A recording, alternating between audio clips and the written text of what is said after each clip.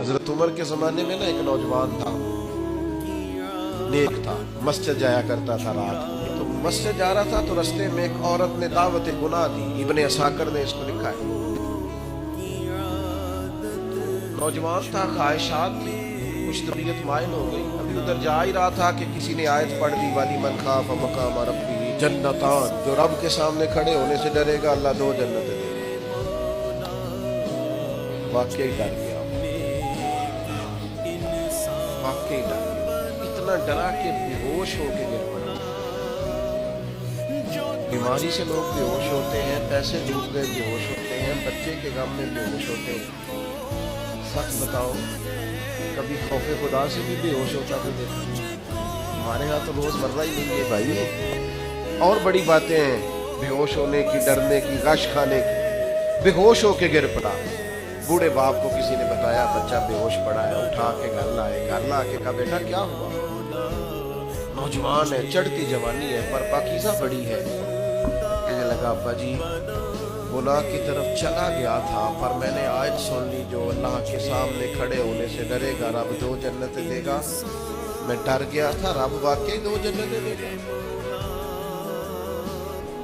باپ رو پڑے، ابا جی کی آنکھوں میں آنسو آئے، کہا پتر اللہ بڑا مہربان ہے، اس کے بعد یہ سچے ہیں، واقعی 2 جنتیں دے گا۔ اس نے پھر ایک چیخ ماری اور اس طرح کی ماری کہ اس کی روح ہی پرواز کر گئی،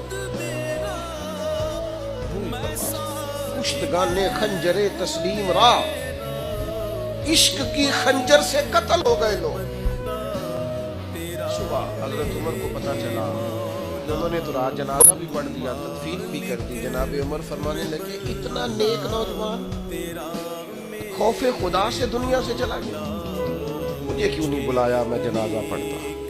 فاروق اعظم فرما رہے میرا شوق تھا میں اس کا جنازہ پڑھتا، حضور آپ کو تکلیف نہیں تھی، فرمایا بتاؤ قبر کہاں ہے؟ تے کامل پیر انہاں دے باہو قبر جنہ دی جیوے۔